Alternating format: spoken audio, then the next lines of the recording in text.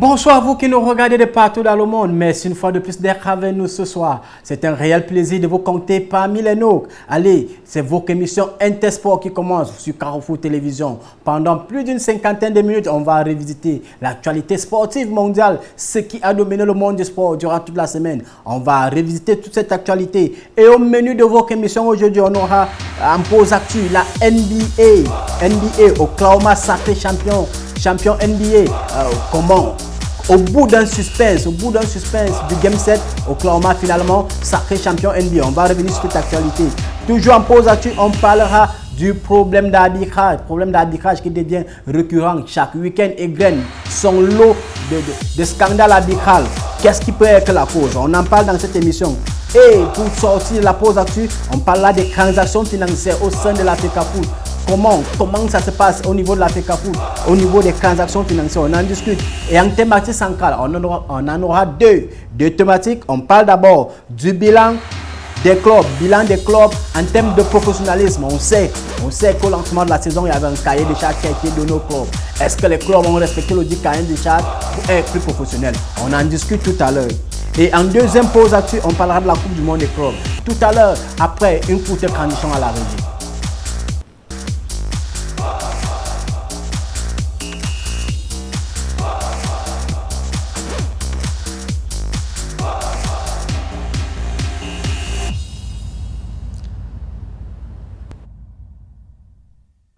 Voilà, merci une fois de plus d'être avec nous. Vous êtes sur Carrefour Télévision et on est là à l'émission Intersport. On commence par la pause actuelle NBA. Oklahoma, finalement sacré champion NBA 2025. Au bout d'un suspense fatigant, au bout du Game 7, NBA écrase finalement Indiana de nos confrères Pascal Siakam. Comment et pourquoi Oklahoma a été plus fort que les Indiana Speakers.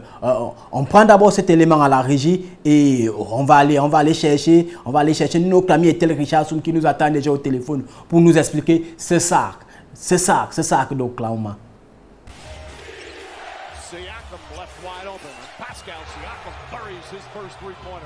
Le Thunder est sacré champion NBA 2025.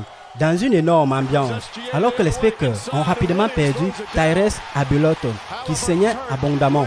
Clearly was bothered, got some treatment and played 23 minutes in Game 6. And here's tonight, right away. Le Thunder décroche son premier titre NBA, 103 à 91. Comme souvent, c'est sur une défense qu'OKC a construit son succès, poussant encore les Speakers à perdre beaucoup trop de ballons. 21 pertes converties de l'autre côté, 32 points.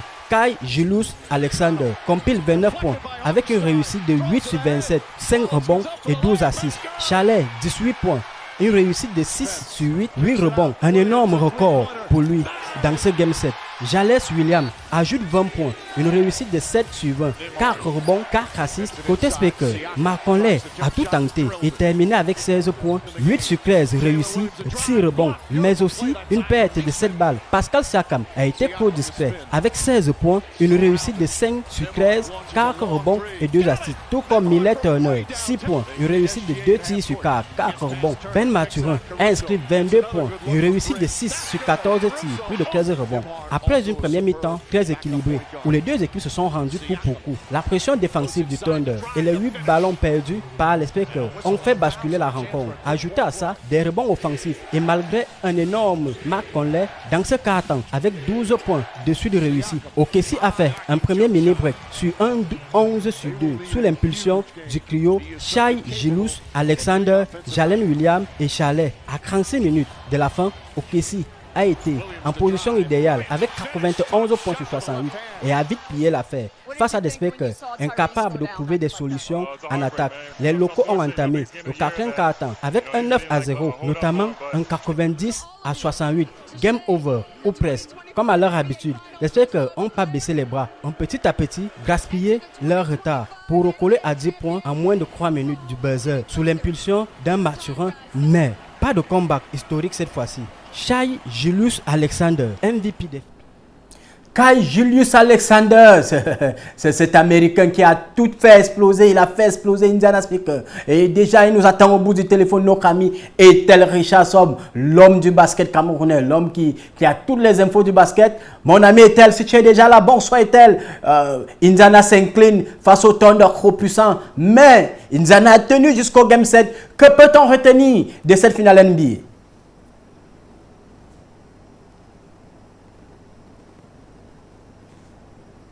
Bonsoir Théombe, bonsoir à tous ceux qui suivent votre émission. Il faut dire que le sacre de Oklahoma City vient tout petit peu mettre en lumière tout ce qu'ils ont accompli tout au long de cette saison. Vous savez que ce sont les champions de la conférence Ouest et ils ont prouvé qu'ils avaient de la valeur tout au long de cette saison avec le MVP chez Julius Alexander.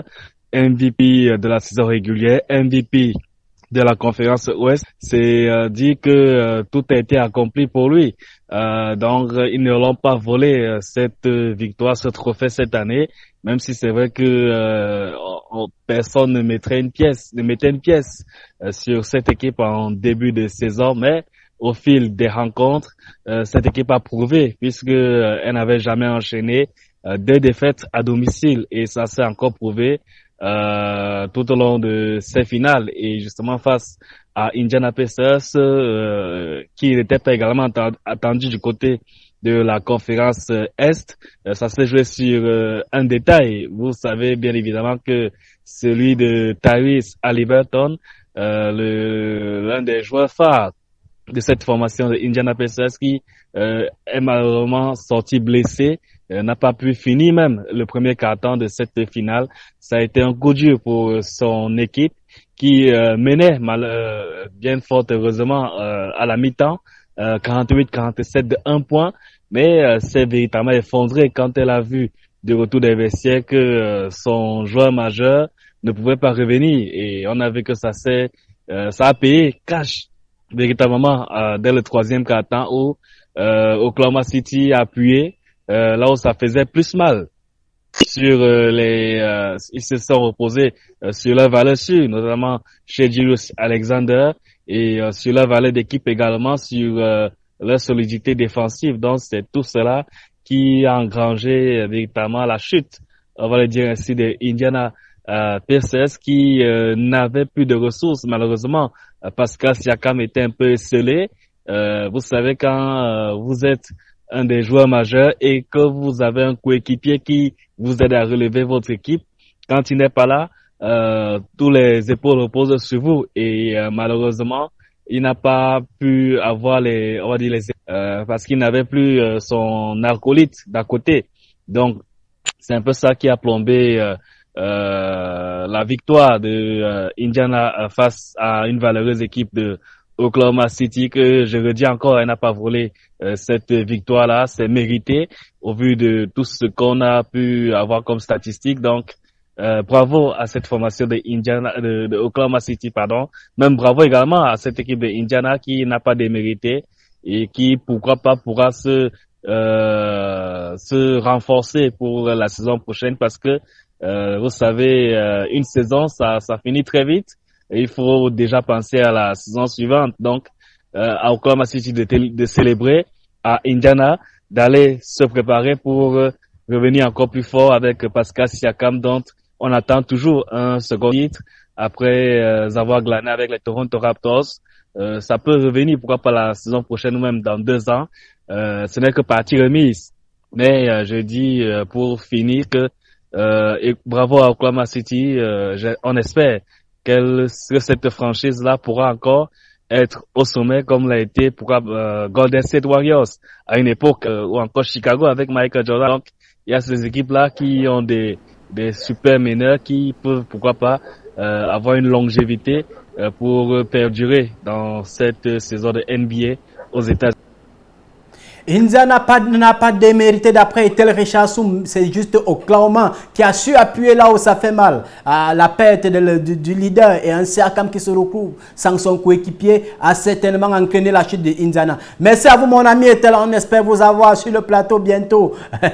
Mais nous on va parler de Siakam, tout à l'heure. Mais avant ça, on va poser la même question à celui-là qui a certainement lancé tous ces grands basketteurs camerounais qui évoluent de ce côté des États-Unis. Il a lancé Joel Embiid, il a lancé Mouté, il a lancé Pascal Siakam. Il est déjà avec nous au téléphone, Dr Yves Talla. Dr Yves Talla, un analyste de basket de haut vol. Dr Yves Talla, bonsoir. Le Thunder plus fort d'après Ethel Richardson que Indiana. Le Thunder qui a su profiter des failles de Indiana pour s'imposer au bout du Game 7. Allez, Dr Yves Talla, quel est votre avis, quelle est votre analyse sur cette finale?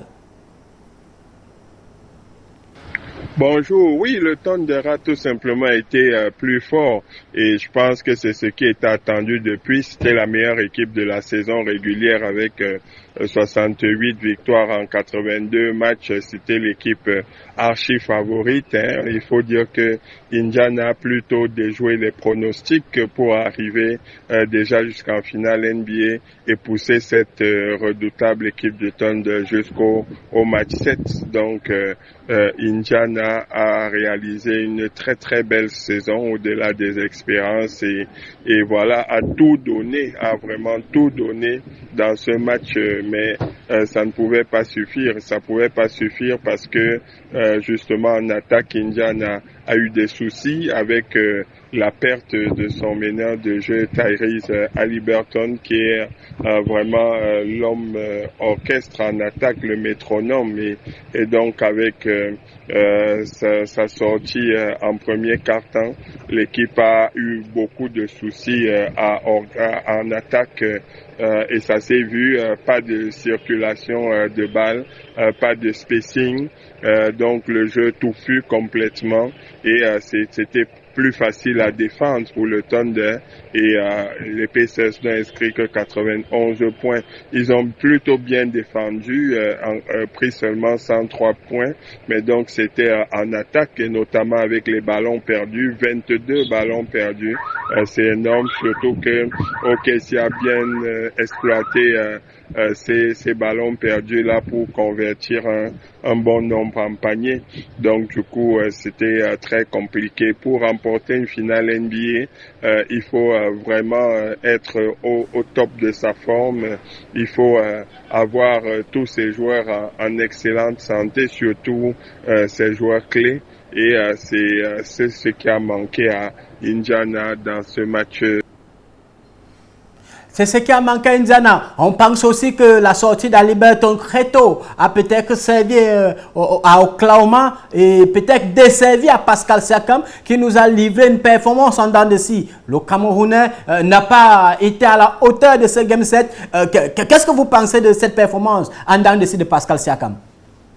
Non, au contraire, je trouve que Pascal Siakam est constant. C'est d'ailleurs le joueur le plus constant de cette équipe des Pacers. Il vous donne tous les soirs au moins 16 points, des rebonds, des passes. Donc, il est très complet.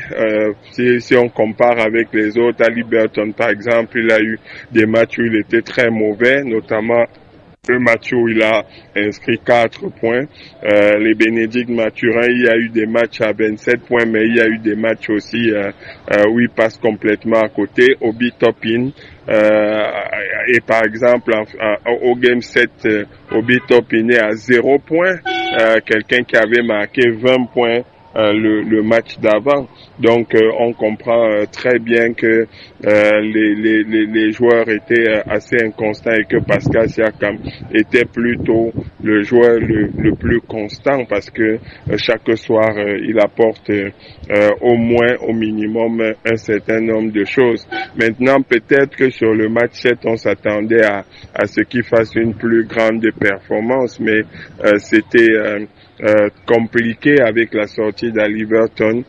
TJ McConnell a fait un bon match en attaque dans le scoring, mais au niveau de l'organisation du jeu, c'était un peu plus compliqué et donc on a eu du mal véritablement à trouver Pascal Siakam dessous, même quand il y avait des mismatchs et qu'il avait l'avantage de taille, c'était compliqué de lui donner les ballons dans ces très bonnes positions et du coup ça a joué aussi sur sa performance.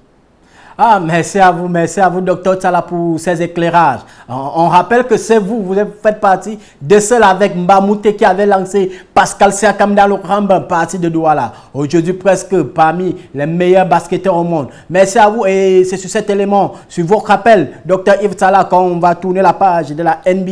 Et une fois encore, bravo à Oklahoma qui a clairement mérité son tir. On passe à la deuxième pause actuelle de ce jour. On parle là des problèmes d'arbitrage. Aucun week-end ne se termine depuis un certain moment au Cameroun sans grainer son lot de problèmes d'arbitrage. Qu'est-ce qui peut être la cause de ces multiples problèmes d'arbitrage observés dans tous les stades, que ce soit en MCL ou en playoff? On en parle, mais d'abord, on prend cet élément de la rédaction centrale. Depuis quelques heures, le football camerounais est secoué par un nouveau scandale. Dans une vidéo devenue virale sur la toile, on voit la brique centrale du match de playoff down opposant Isosa à APG Demfou donner un coup de tête à un joueur du Sosa. Coup de tête qui rappelle les multiples dérapages du corps arbitral durant toute la saison. En voici quelques morceaux choisis. Durant cette saison 2024-2025, nous avons vu des arbitres recevoir des coups de fil durant les matchs, des arbitres diriger 5 matchs d'affilée dans 5 villes différentes en 7 jours, des arbitres dans les salles de paris sportifs, des arbitres en maillot de certains clubs, des scandales qui poussent à se demander si le professionnalisme tant annoncé ne passe pas aussi par des arbitres de qualité. Qu'est-ce qui peut justifier de telles performances? Une chose est certaine, aucun week-end ne se termine au Cameroun sans égrener son lot de scandales arbitrales. Aucun week-end ne se termine donc sans égrener son lot d'arbitrage. Et pour être complet sur cette actualité de l'arbitre qui a donné un coup de tête à un joueur du Sosa, le comité d'homologation a siégé et c'est plutôt Sosa de Limbe qui a été sanctionné de perdre 3 points et de perdre le match sur tapis vert. Donc l'arbitre, on ne connaît pas encore sa sanction, mais c'est pas un cas isolé. C'est pas un cas isolé ce coup de tête. Ce coup de tête met juste en lumière les multiples bavures des arbitres ces derniers temps. Et pour en parler, on va prendre au téléphone Simon Belek, c'est le président de l'association des arbitres branche littorale. Il est avec nous au bout du fil. Il attend, mon cher Simon, merci d'être avec nous ce soir. S'il vous plaît, est-ce que vous pouvez nous éclairer sur ce qui peut causer, ce qui peut pousser des arbitres hors comèque autant de gaffes? Faut dire la vérité, physiquement les arbitres ne sont plus aptes parce qu'ils n'ont pas un bon temps de récupération. Le nombre d'arbitres est tellement limité que c'est un véritable turnover. Donc pratiquement les arbitres, en une semaine, celui qui a joué moins peut jouer 4 matchs. Vous êtes sans ignorer que s'il n'y a pas une bonne récupération, les performances diminuent. Donc vous voyez que lorsque les performances diminuent, on n'est pas proche des actions, on a des décisions inexplicables. Maintenant, il faut aussi voir si les décisions là sont, les décisions faites, les décisions prises sont sujets à des erreurs volontaires ou pas volontaires. Donc, depuis abord, il faut comprendre que les arbitres sont fatigués, ils n'ont pas un bon temps de récupération. Les arbitres sont fatigués, n'ont pas un bon temps de récupération. C'est ce qu'on peut comprendre d'après Simon Ngong Belek. On rappelle que c'est le président de l'association des arbitres branche littorale qui nous donne donc ces explications. Est-ce que ça vous convainc à la maison? En tout cas, vous pouvez nous faire signe sur nos différentes pages. On va en discuter. Allez, pour sortir de cette pause actuelle, on parle d'une autre actualité, cette fois-ci des transactions financières au sein de la Fédération camerounaise de football. En guise de mise à bouche, on prend cet élément qui nous présente un problème qui fait mouche du côté de la Fédération camerounaise de football. Depuis quelques jours, des documents d'une transaction financière entre la Fédération russe de football et un compte SWIFT au Qatar attribué au président de la Fédération camerounaise de football fusent sur la toile et divisent l'opinion publique. Un argent qui aurait été versé dans le cadre du match amical Cameroun-Russie. Une polémique qui nous a poussé à aller vers un expert banquier hors échelle, M. Hervé Emmanuel Com, pour en savoir plus sur le processus d'échange financier entre deux fédérations. Écoutez, les transactions financières, que ce soit dans le sport ou dans d'autres secteurs, n'échappent pas au contexte financier du moment. Si vous voulez faire un exemple, vous avez un pays, par exemple, qui se trouve être en zone franc, CFA au Cameroun, par exemple, ou dans l'un des pays de la zone franc de l'Afrique centrale, de l'Afrique de l'Ouest. Eh bien, elle reçoit de l'argent d'une fédération pour aller jouer un match en Europe. Et bien, la fédération va prendre en charge les frais, c'est la fédération qui indique l'équipe qui doit arriver. Et donc, on a à disposition de cette équipe les moyens pour pouvoir réaliser la rencontre. Un pays qui jouerait, par exemple, contre un pays sous sanction, c'est le cas de la Russie. Depuis qu'il y a eu des événements en Ukraine, la Russie a été mise sous sanction par le reste des pays de l'UEFA ou même dans la plupart sont membres de la FIFA. Donc, si c'est la Russie qui vous invite, elle ne peut pas vous envoyer de l'argent parce qu'elle est sortie du système de transfert financier qu'on appelle le système SWIFT, c'est-à-dire mettre à votre disposition ces moyens. Donc, elle va utiliser des moyens qui échappent au système pour vous inviter, qui peuvent être d'aller dans un pays tiers qui n'applique pas ces sanctions, mettre à disposition. Et vous ne pourrez donc pas recevoir l'argent directement. Je crois que c'est ce qui s'est passé en ce qui concerne le match Cameroun-Russie, c'est-à-dire que la Russie étant sous sanction, évidemment, la mise à disposition des moyens que la Russie donnait au Cameroun a transité par le Qatar. Et au Qatar, on ne peut pas ouvrir un compte un compte de l'État du Cameroun qui doit respecter ces sanctions ou un décès de dénombrement, y compris d'autres fédérations. Donc ça pouvait être, j'ai dit sur le plan fondamental, je ne connais pas les détails. Donc l'argent ne pouvait que passer soit par le centre Mandiok, soit sur un compte d'une personne qui ne pourrait pas rendre visible le fait que l'argent était destiné au Cameroun. Voilà, en mots simples, ce qui a dû se passer selon la situation dans laquelle nous vivons maintenant. Transaction avec la Russie, elle ne peut pas vous virer l'argent si vous avez un compte dans une banque camerounaise ou une banque centrale, parce qu'elle est sous sanction. Écoutez, c'est pas de l'argent de la Fédération camerounaise de football, puisque pour organiser une compétition sportive, ce sont souvent les agents. Vous savez qu'il y a des agents pour organiser sur la compétition. On peut les appeler en mots simples des intermédiaires.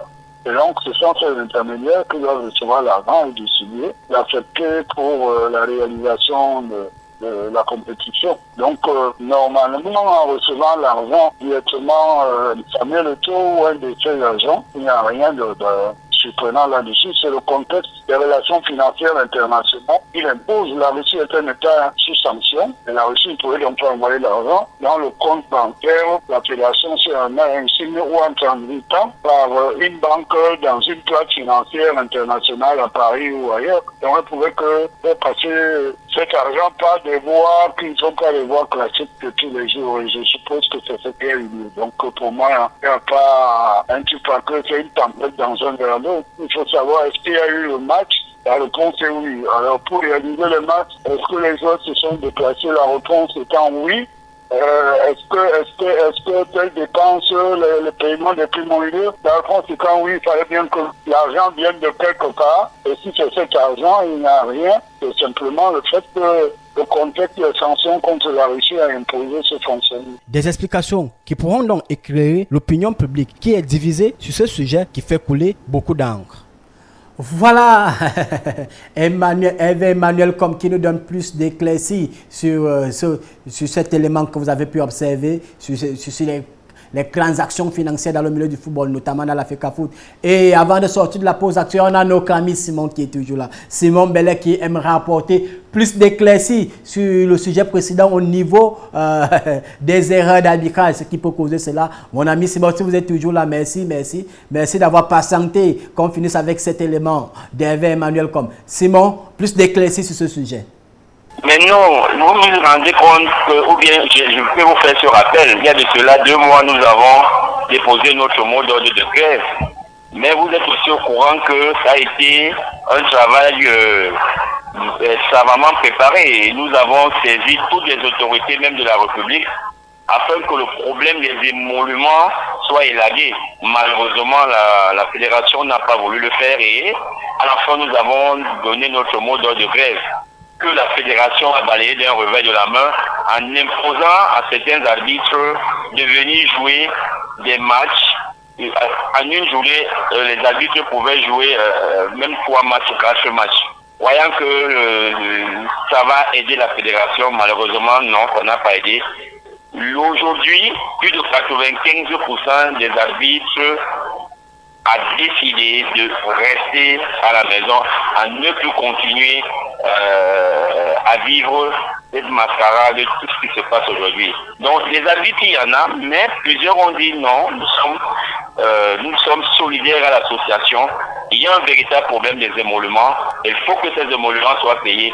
Voilà pourquoi, aujourd'hui, la fédération n'arrive pas à avoir des arbitres comme il le faut. Non, déjà, il faut mentionner beaucoup de contre-performances des arbitres. Vous voyez, depuis un bon bout de temps, les matchs s'arrêtent en queue de poisson. Même là où je vous parle à l'instant, le match Ngokitunja qui se joue, qui est en train de se jouer, qui s'est joué tout à l'heure en Bankomo, contre, je pense, qui se sont séparés en queue de poisson. Vous avez vu vous-même comment un arbitre au nom de Ndanga Mundi, en 10 jours, a joué 8 matchs. Mais c'est ce que nous avons essayé d'éviter. Nous avons demandé à la fédération de nous appeler, qu'on s'assied sur une table et qu'on essaie de causer et voir comment gérer ce problème d'émolument. Ce n'est qu'un problème d'émolument. Les arbitres sont vulnérables aujourd'hui. Les arbitres attendent les mains levées, comme on peut dire de manière triviale dans les quartiers, des présidents de club afin de se rendre dans les stades et de rentrer chez eux. C'est une situation qui ne devrait pas arriver. La fédération a tout fait pour que son championnat aille jusqu'à la fin. Aujourd'hui, elle est en train de tout faire pour que ça se termine selon elle, dans de bonnes conditions, mais nous voyons comment tout se passe. Donc, la fédération a dressé devant nous un mur. Je ne vais quand même pas vous mentir ou bien un secret pour ne pas vous dire que la fédération a préféré ne plus travailler avec l'association camerounaise des arbitres de football. Donc, aujourd'hui, elle a cette petite, comment dire, ce groupuscule d'arbitres qui joue tout le temps. Donc, elle s'est fermée, mais nous pensons que jusqu'à l'heure où nous sommes là, on nous appelle sur une table, cette situation sera débloquée. Nous avons supporté le non-paiement des émoluments depuis la saison 2021-2022. Nous sommes à la saison 2024-2025. Je ne pense pas que les 10 jours qui restaient, on pouvait rechigner. On pouvait bien accepter si la fédération avait voulu nous accepter sur une table et qu'on pouvait un peu essayer de regarder. Voilà, il y a encore une autre compétition qui arrive. La Coupe du Cameroun arrive. Il y a les Interpol qui arrivent. Comment est-ce que ça va se passer avec cet état des choses? Donc, nous, les solutions, nous avons déjà déposées auprès de la table sur la table de la fédération. Nous attendons seulement que nous soyons appelés pour que tout cela soit réglé. Merci à vous Simon pour ces éclairages, en espérant que la fédération va enfin accepter de s'asseoir sur la même table que vous pour qu'on puisse trouver un problème à cette situation qui devient déjà très déplorable, qui devient déjà très désagréable et surtout nauséabond pour le football camerounais. Et c'est sur votre intervention qu'on ferme définitivement cette pause actu et on prend une légère transition à la régie pour en parler des thématiques du soir.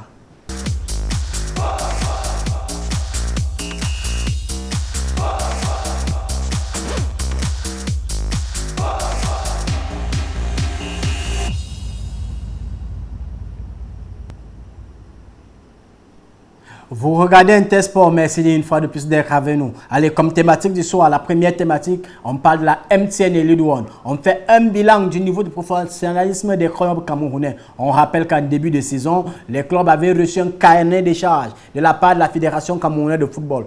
Quels sont les clubs qui ont respecté ce carnet de charges, guise d'un meilleur professionnalisme au Cameroun? On prend cet élément, on revient derrière.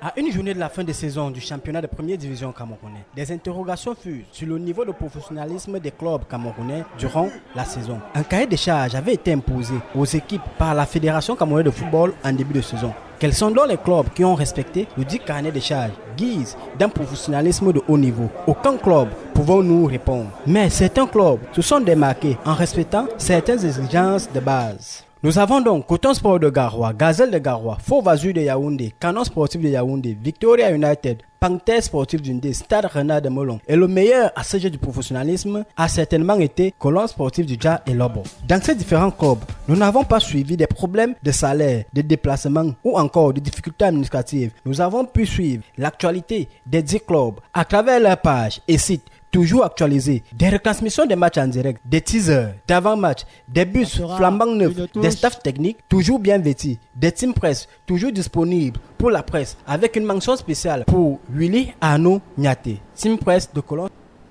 Voilà, avec une mention spéciale pour Willy Ano Niaté, notre ami, team presse de la colonne sportive du Dja. Il a toujours été avec nous durant toutes ces saisons. Il s'est démarqué particulièrement. On pense aussi au team presse de Faux Vazur. Les deux seront avec nous tout à l'heure. C'est cela dont on a pu avoir. Mais quand ne vous mentez pas, c'est les deux qui se sont rendus le plus disponibles pour la presse pour communiquer sur l'actualité des 10 clubs.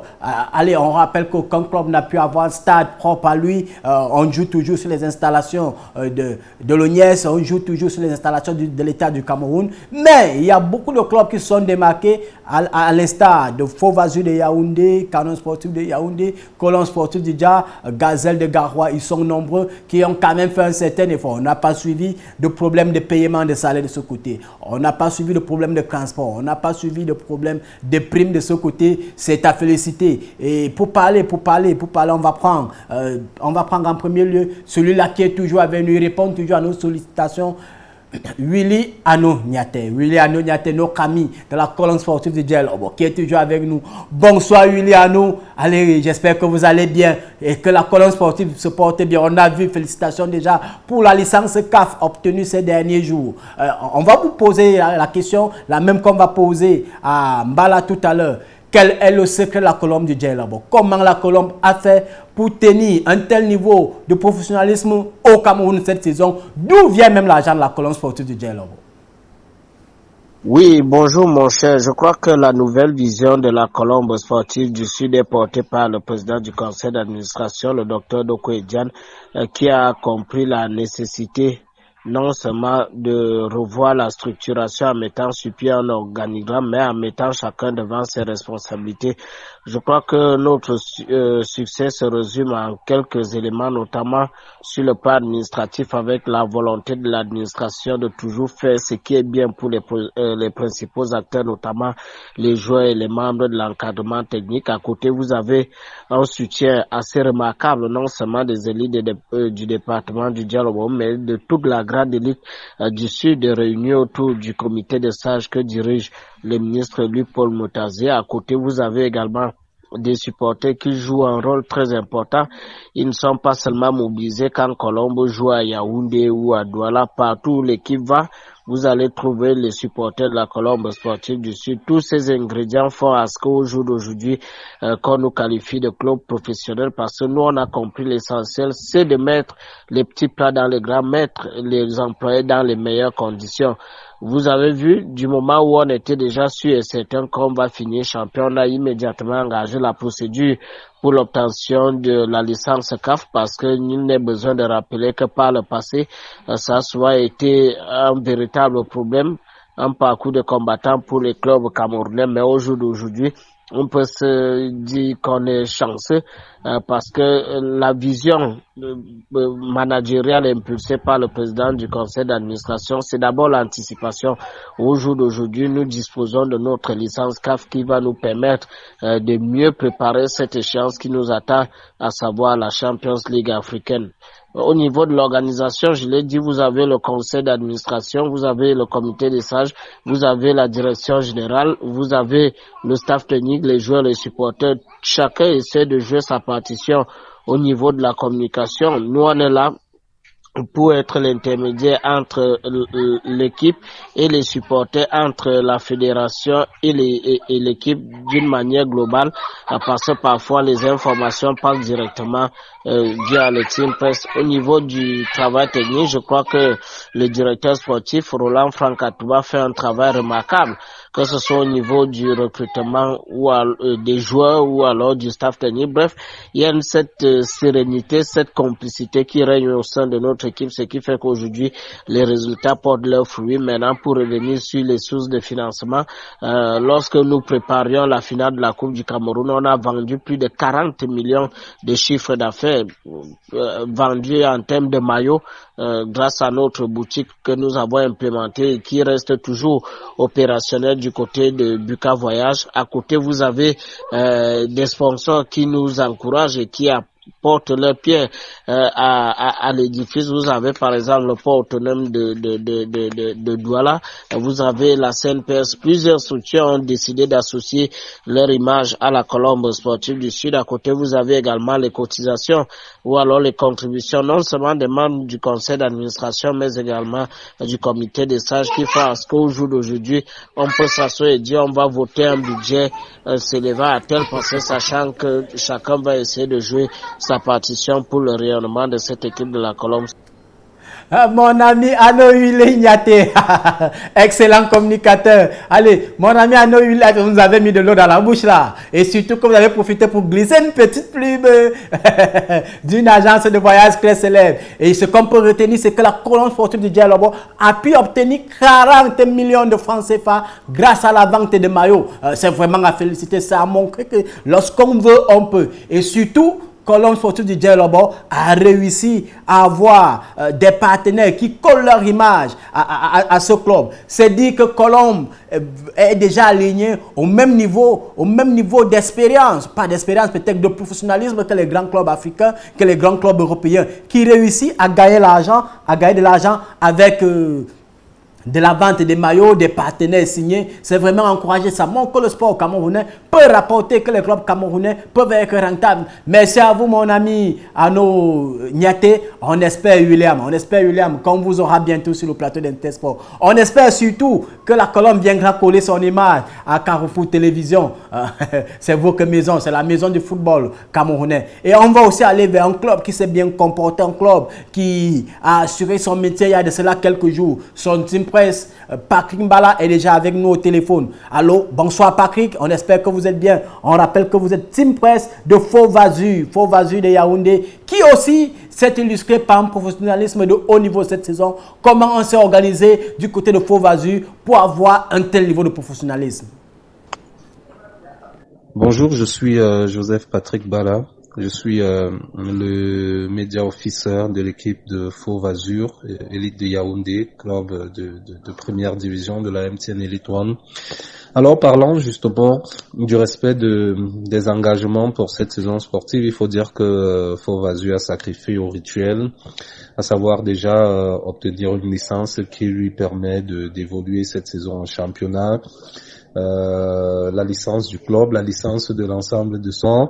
On parle aussi, bien sûr, de tout ce qui a trait au fonctionnement de l'équipe, les primes de match, les salaires, les primes d'entraînement. Bref, Faux Vazur a sacrifié à tout ce qui était comme rituel pour l'organisation justement en interne de son équipe pour la participation au championnat.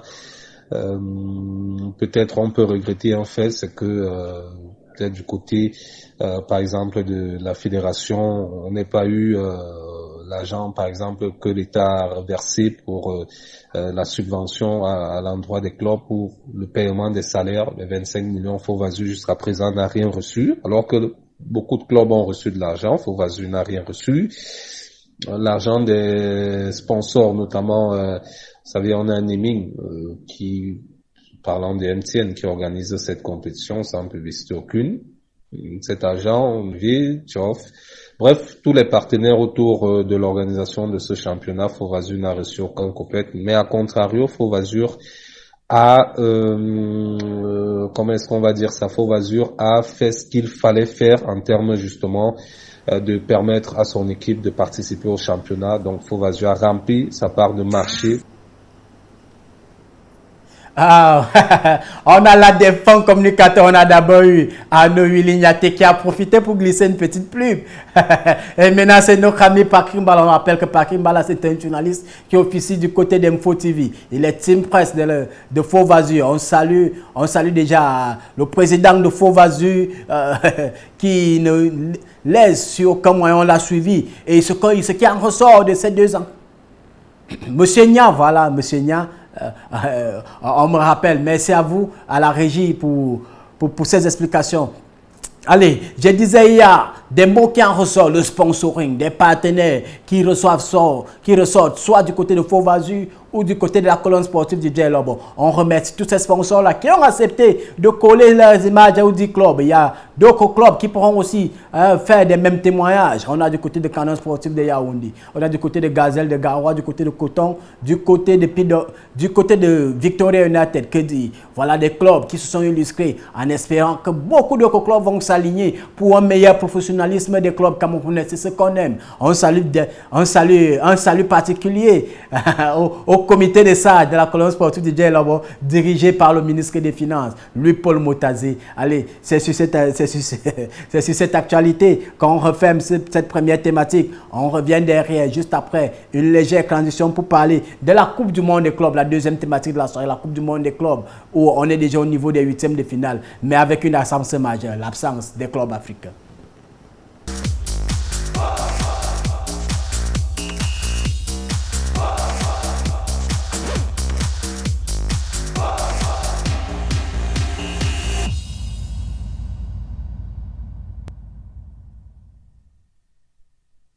Pour parler de la dernière thématique de la soirée, on parle de la Coupe du Monde des clubs. Les affiches des 8e de finale qui sont connues. On rappelle que la phase de poule nous a donné des matchs vraiment qui sortaient de l'extraordinaire, qui sortaient d'une autre planète. On a aimé la phase de poule. On vous assure, vous allez adorer les 8e de finale qui se profilent. On a par exemple les affiches Inter Miami de Lionel Messi face au Paris Saint-Germain, ancien club de Lionel Messi. Avant d'en parler, on prend cet élément de la rédaction centrale qui nous plantait déjà dans la deuxième journée, la fin de la deuxième journée, la fin de cette phase de poule de la Coupe du Monde des clubs.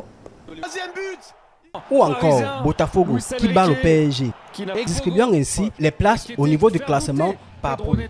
Dans la poule A, avec une victoire et un match nul, Palmeiras partage le podium avec Inter de Miami, suivi de Porto 1 point et des Égyptiens de Al Ahly 1 point. Dans la poule B, Botafogo file seul en tête 6 points avec 2 victoires. Le PSG avec une seule victoire en 2 sorties compte 3 points. Même nombre de points pour Atlético Madrid. Et la poule F, c'est plutôt Fluminense du Brésil qui totalise 4 points devant Borussia Dortmund, 4 points également. Mamelodi Sundowns a 3 points tandis que Ulsan totalise 0 points. Dans la poule G, Juventus de Turin est en tête avec 6 points, 8 buts marqués. Devant Manchester, sa belle victoire, 3 buts à 1. Le Real de Madrid est en tête avec 4 points, suivi du Red Bull Salzbourg, 4 points également. Al Hilal du Qatar totalise 2 points.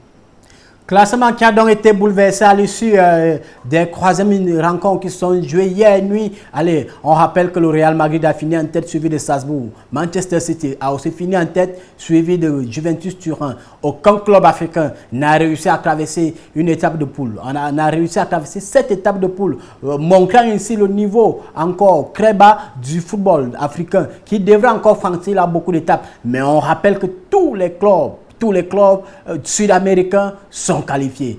Il ne manque que River Plate qui a été doublé au poteau par Monterrey du Mexique de notre ami Sergio Ramos. Nous offrons donc des belles affiches telles que Juventus Real Madrid, Manchester City face à Fluminense. C'est des belles affiches qu'on va retrouver dès demain. On va retrouver cette belle affiche. Surtout PSG, Paris Saint-Germain, Inter Miami, les retrouvailles entre Lionel Messi et le PSG, à ne rater sous aucun prétexte. Et pour en parler, il est déjà au téléphone avec nous, notre ami Bernardini Yuke, un grand fan du Paris Saint-Germain. Au passage, on salue notre ami de Vision K, qui est aussi un grand fan d'Inter Un grand fan du PSG qui dit je vous regrette tellement que le PSG perde face à Inter de Miami, ce n'est pas un secret pour quelqu'un. Allez, Bernardini, UK, c'est pour vous taquiner un peu. On sait que vous êtes un grand fan du PSG. Donc pour vous, Inter de Miami ne devrait pas s'imposer. Allez, mon ami Bernardini, d'abord un bilan, vos analyses et un bilan de la phase de poule et ensuite une projection sur ces huitièmes de finale qui arrivent à l'horizon. Bonsoir mon cher Théombe. Vous me demandez de faire une analyse à chaude de cette phase de groupe qui va se terminer ce soir ou alors cette nuit de la Coupe du Monde des clubs. Nouveau format qui se joue aux États-Unis d'Amérique. Voilà, ce qu'il faut retenir déjà, c'est que et donc en attendant les rencontres de ce soir français contre Inter Miami, un club américain, Flamengo, club brésilien contre Bayern Munich, club allemand, Inter de Milan, club italien contre Fluminense, club brésilien, Dortmund, club allemand contre Monterrey, club mexicain. Et ce soir, nous allons assister comme ça là aux confrontations entre Manchester City et la Juventus de Turin, Wydad de Casablanca contre Al Hilal et Salzbourg contre Real de Madrid et Al Ahly, club de Saoudi pour le contre Pachuca, un club mexicain. Voilà. Voilà ce qui est, on remarque donc nettement au regard de cette confrontation des huitièmes de finale une forte présence européenne et suivie d'une domination sud-américaine, notamment brésilienne, parce que on a Palmeiras, Botafogo, Flamengo et Fluminense, quatre clubs qui figurent dans ces confrontations des huitièmes de finale là. Je vais sortir rapidement en parlant des clubs africains.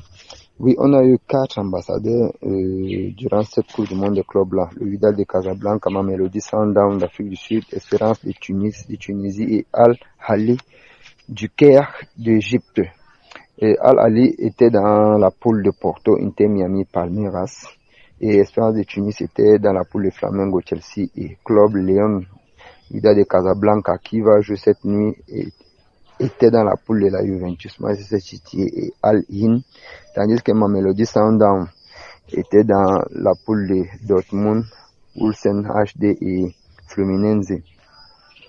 Ces clubs-là n'ont pas démérité, comme je l'ai dit tantôt, participer déjà est une grande victoire et donc ces clubs-là rentrent avec une grosse expérience à l'international.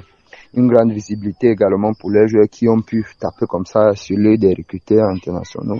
Peut-être qu'ils vont trouver un moyen de signer dans les clubs européens et pourquoi pas américains.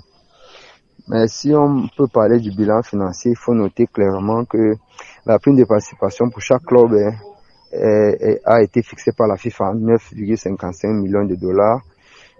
Avec des incitations, autant pour moi des incitations directes supplémentaires de 2 millions en cas de victoire par club, 2 millions de dollars en cas de match nul par club. Ça doit permettre aux dirigeants, au président de ces clubs-là on garde un arrière-goût amer parce que on aurait souhaité au moins qu'un club africain ou du moins 2 clubs africains passent au tour suivant. On a nourri beaucoup d'espoir avec notamment le club de Mamelodi Sundowns ou encore avec Al Ahly du Caire qui a imposé un match nul de 4-0 à Porto. Une victoire lors de cette confrontation-là, mais ils n'ont pas, à mon sens, cru en eux, mais cela n'est que partie remise. Il faut qu'ils reviennent, ils se remettent en question et se préparent davantage pour les séances à venir. Et oui, mais merci à vous aussi, Bernardini, que vous n'avez pas voulu vous prononcer sur votre match opposant le Paris Saint-Germain Inter de Miami, qui arrive à grands pas.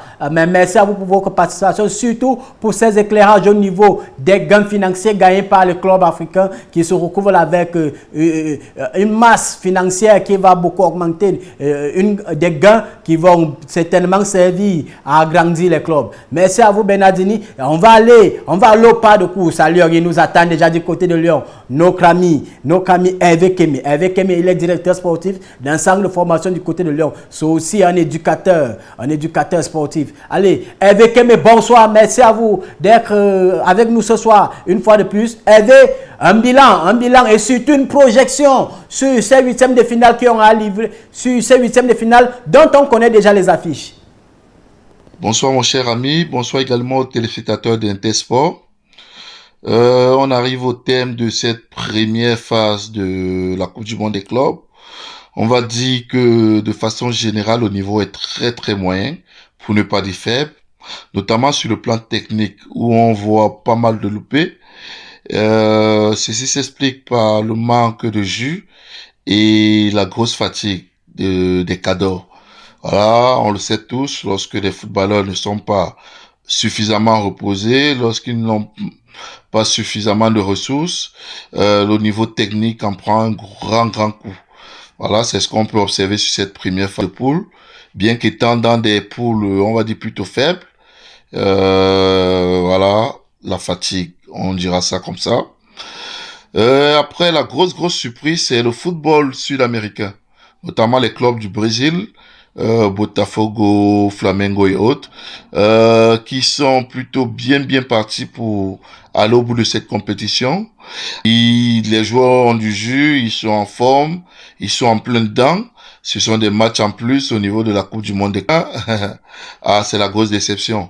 Je m'attendais un petit peu plus, surtout du club égyptien d'Al-Ahly, parce que se trouvant dans une poule avec l'Inter Miami, FC Porto et voilà, je pensais que se retrouver dernier dans cette poule, c'est un gros échec. Donc de façon générale, nos clubs n'ont pas eu le niveau de la compétition. Activité dans la construction et dans les entames de match. Voilà, c'est très faible et il reste encore beaucoup de choses à faire pour notre football, pour se mettre au niveau ou bien à la hauteur des clubs, on va dire, de l'Hexagone.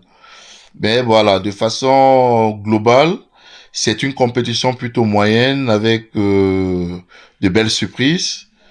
Voilà, de belles choses également proposées, avec un environnement plutôt favorable. Donc, on attend avec impatience la suite de la compétition. On aura un petit peu plus d'équipes, on va dire, mieux structurées et mieux préparées pour ce type de compétition. Voilà, merci. Merci à vous. Merci à vous, Hervé Kémé. On rappelle que vous êtes directeur sportif du côté de Lyon, formateur des éducateurs également. On espère vous avoir quand vous serez au Cameroun sur nos plateaux, sur Carrefour Télévision. Ce sera un réel plaisir. On prend rendez-vous si vous avez convenance pour la prochaine émission, mon cher Hervé Kémé. Allez, c'est sur cette actualité qu'on va fermer cette nouvelle page d'Intersport. Mais avant de partir, on va remercier toutes les équipes derrière. On va surtout remercier les présidents de clubs qui ont instauré un niveau de professionnalisme impeccable du côté de leur club. On pense à Norbert Nia, président de Faux Vazur, club de Yaoundé, qui a su faire traverser un cap à ce grand club. On pense à toute l'équipe derrière la colonne sportive du Dja, derrière le canon sportif de Yaoundé. Merci à vous, cher président, d'investir de votre temps et de votre argent dans ces différents clubs. Allez, nous on se dit à la prochaine. D'ici à là, portez-vous bien.